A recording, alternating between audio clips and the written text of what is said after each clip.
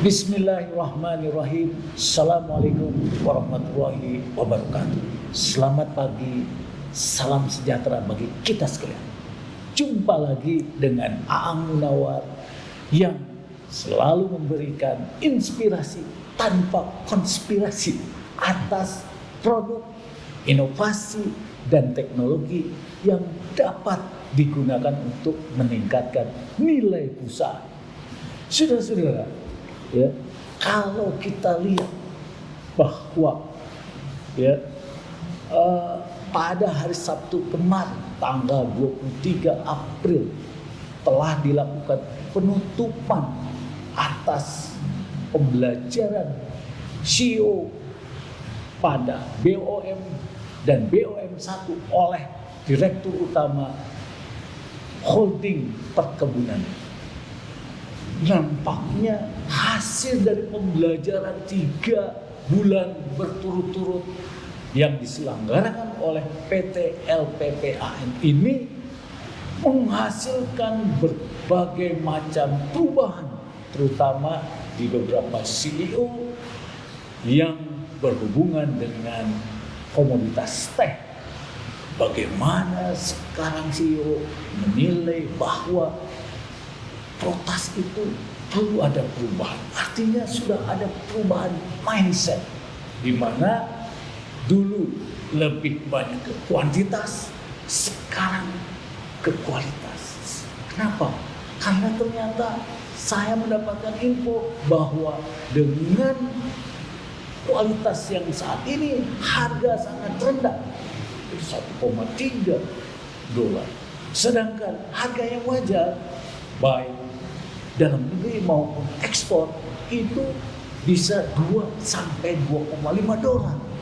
Nah, terkait dengan proses bisnis teh ini, saya kedatangan tamu istimewa yaitu Bapak Dodi Kusuma yang merupakan SPV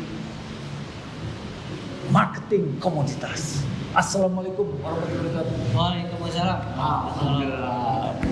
Pak Dodi, bagaimana kabar Pak Dodi? Saya lihat begitu sibuk nih. Alhamdulillah.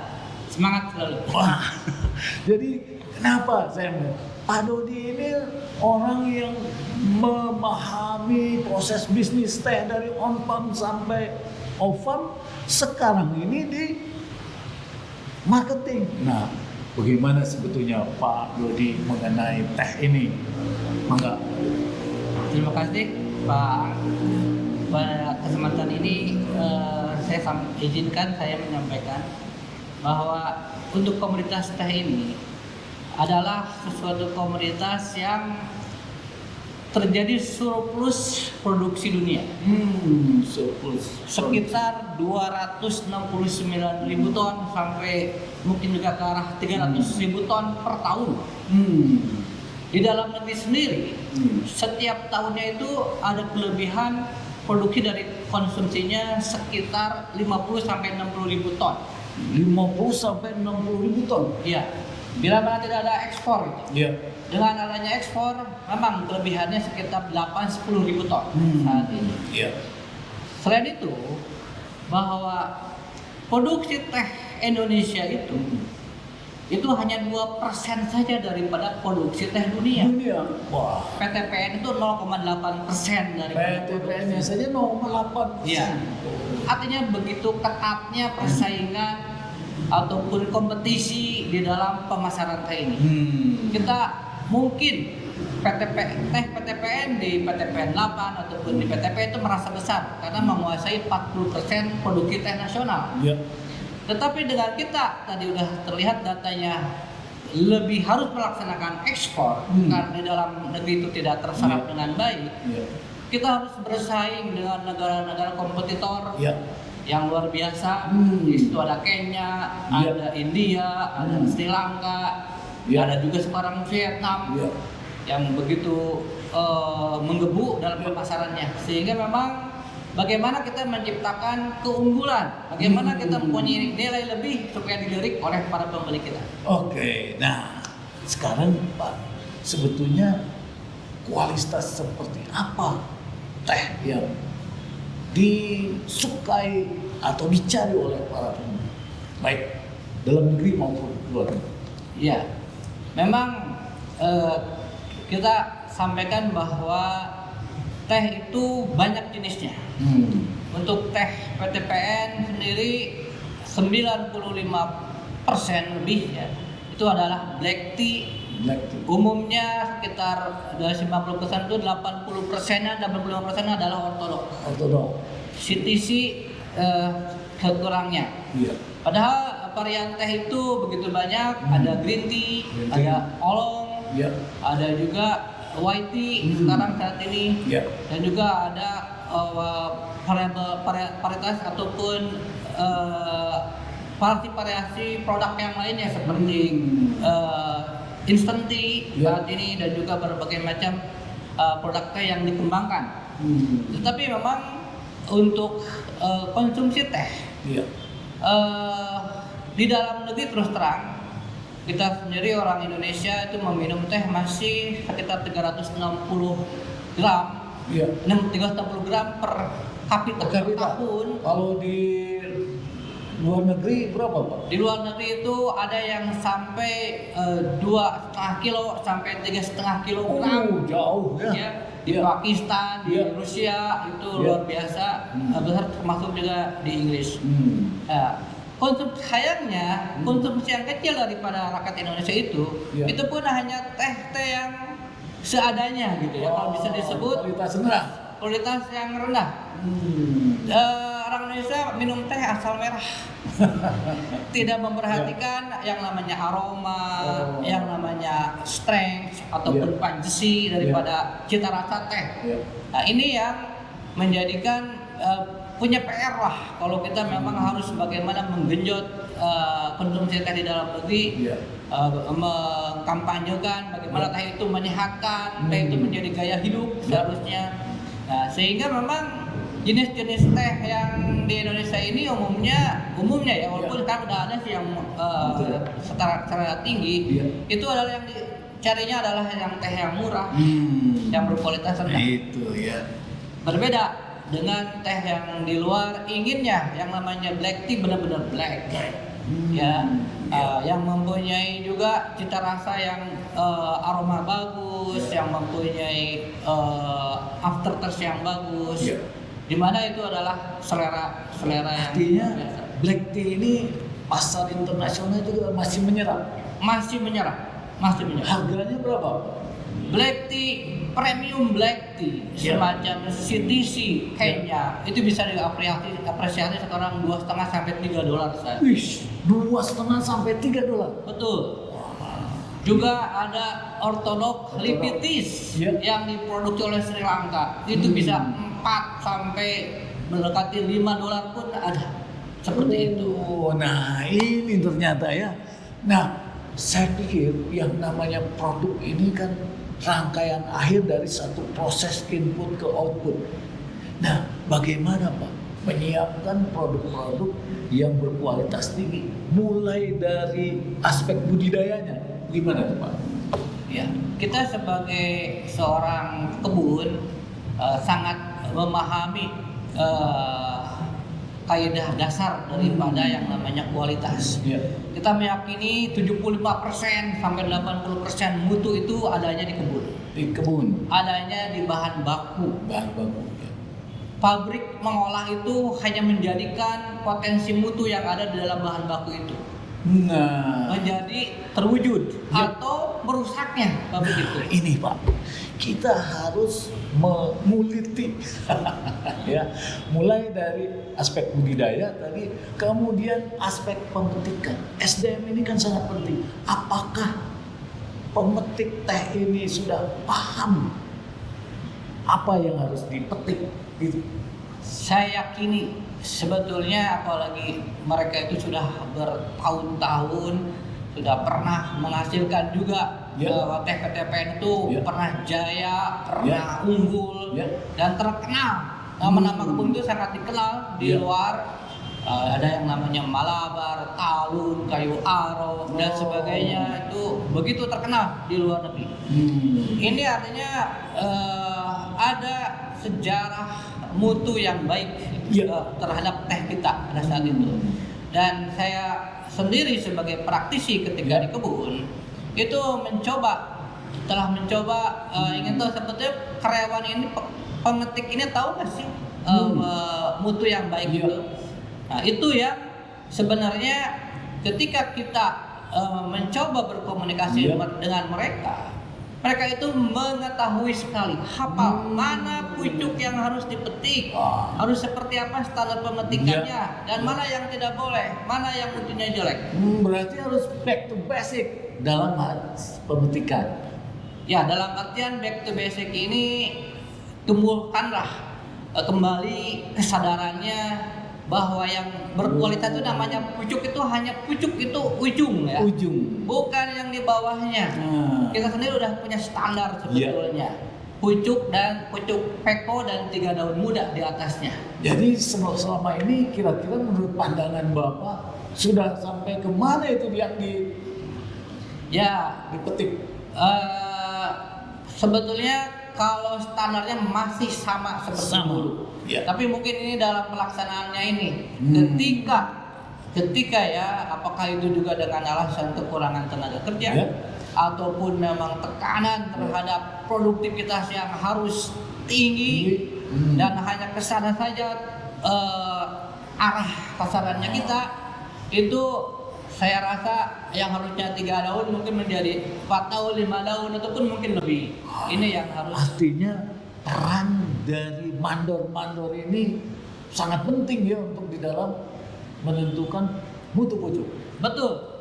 Justru ketika saya tanyakan, ketika saya berkomunikasi dengan mereka, anak ini tahu mutu yang bagus yang seperti apa. Tapi kenapa kok seperti itu saja?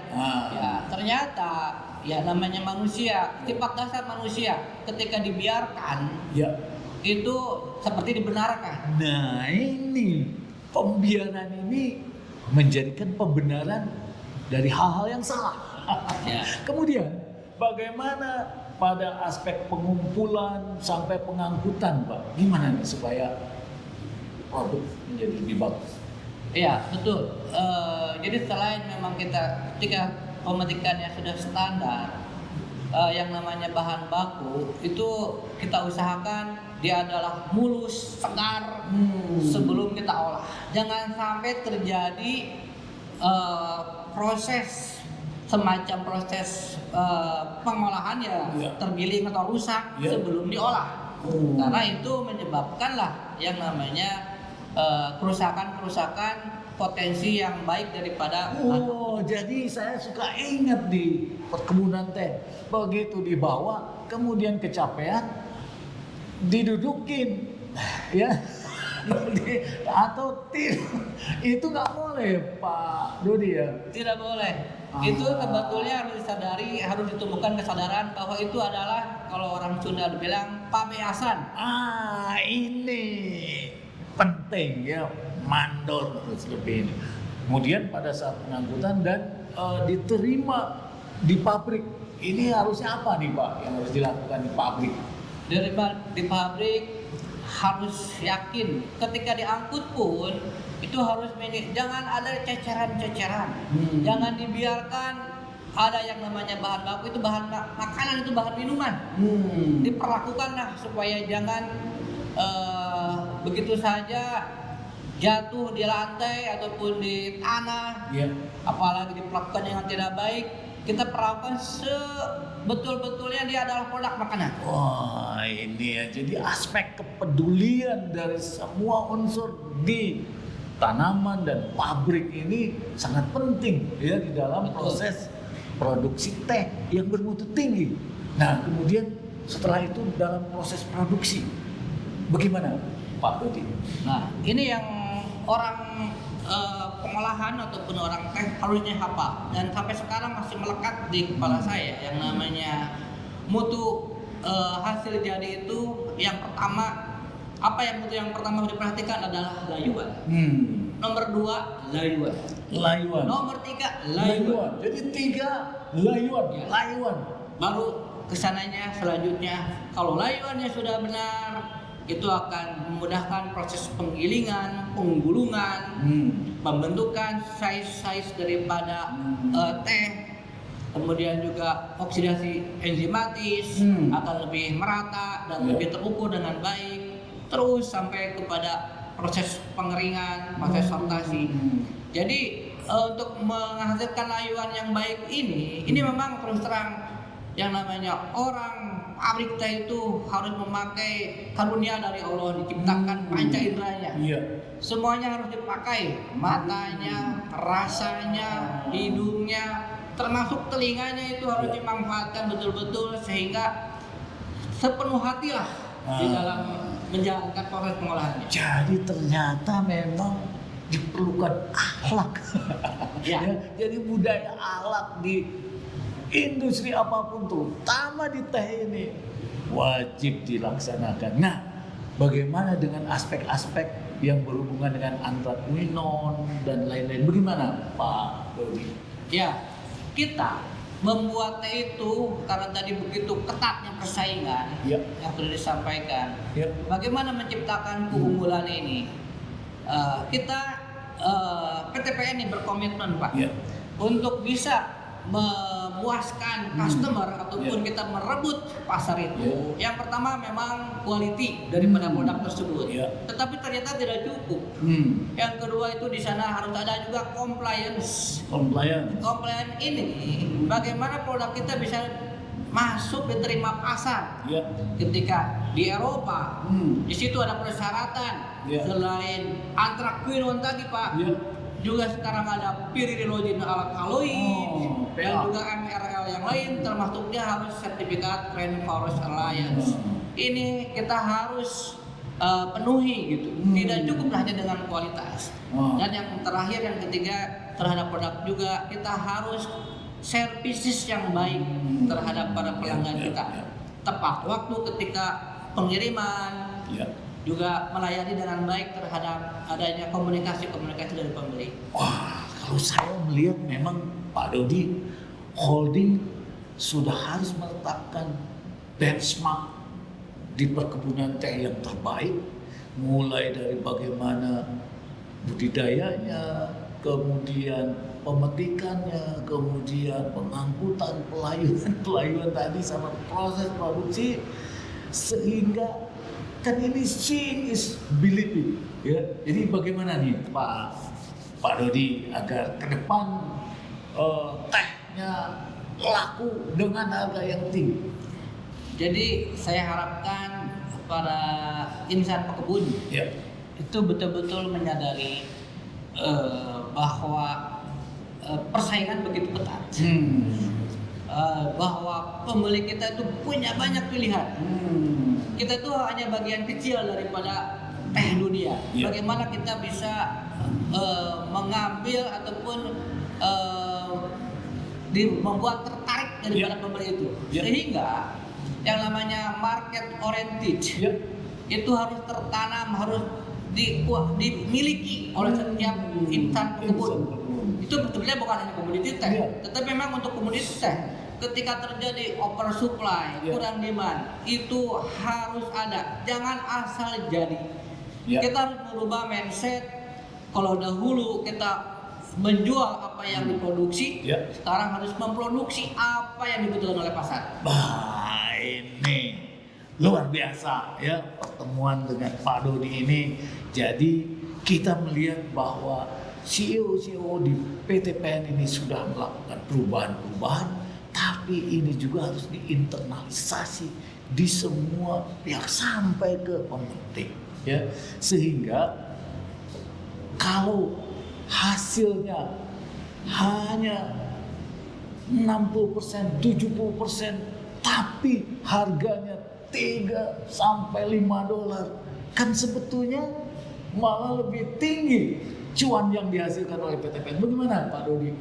Ya, memang selama ini kita mungkin ini juga yang harus kita mungkin orientasi kita itu untuk yang posisi komoditasnya oversupply itu jangan terus asal genjot produksi, tetapi yang penting bagaimana mendapatkan revenue, pendapatan yang tinggi, volume mungkin berkurang, tetapi dengan harga yang lebih baik. Terus terang, ada harga banyak juga yang $1 saja, bukan hanya 1,3, malah ada yang di bawah $1 pun ada sekarang pun. Ini kita bagaimana meningkatkan nilai daripada produk ini. Itu dia, ini yang paling penting ya. Jadi sebetulnya dengan proses pemilihan pucuk yang dengan bagus itu, pada akhirnya dalam proses produksi juga terdapat CRP, cost reduction program, ya, sehingga utilitas dari aset makin meningkat. Demikian nih Pak Dodi. Silakan Pak Dodi, ada closing statement. Terima kasih Pak Ang dan juga mudah-mudahan rekan-rekan di komoditi teh khususnya di PTPN kita ini mempunyai sejarah komoditi teh yang panjang, lebih dari 100 tahun. Betul. Dan untuk mengembalikan terhadap hal tersebut, bagaimana di tengah persaingan yang sangat ketat ini kita bisa memberikan keunggulan daripada produk kita. Mindset terhadap komoditi teh mohon di sini diperlakukannya mungkin agak berbeda. Ya. Walaupun kalau semuanya bisa bagus ya itu ideal ya. Tetapi ketika kita hanya punya hanya pilihannya di sini bagaimana tetap eksis di dalam persaingan ini, mindset bahwa produk kita harus laku terjual dulu. Itu dulu nomor satu. Jangan kita dibikin membuat teh hanya untuk disimpan. Tidak laku. Ini terus terang sedih sekali. Masalah tiap bulan ribut dengan cash in, stok. Nah ini yang harus berubah menjadi bagaimana kita yang dikejar-kejar oleh pembeli teh kita menjadi mempunyai perputaran uang yang cepat, itu menjadi sasaran untuk kita semua. Oke, terima kasih Pak Dodi. Pemirsa, nampaknya perubahan-perubahan yang terjadi dalam proses bisnis teh, rantai pasokan sampai menghasilkan suatu produk memang, dan pusat penelitian teh dan kinai juga harus menjadi bagian dari peningkatan mutu produk teh sehingga produk yang ada bisa dijual dengan cepat dengan harga yang tinggi, sehingga nampaknya bisnis teh memang masih perlu dilakukan perubahan-perubahan sehingga menjadi bisnis yang sukses. Pemirsa, mulai dari sekarang, mulai dari diri sendiri, kita mulai bekerja untuk melakukan perubahan-perubahan ke arah yang lebih baik. Demikian yang bisa saya sampaikan. Terima kasih. Dukung terus channel ini. Wassalamualaikum warahmatullahi wabarakatuh. Waalaikumsalam.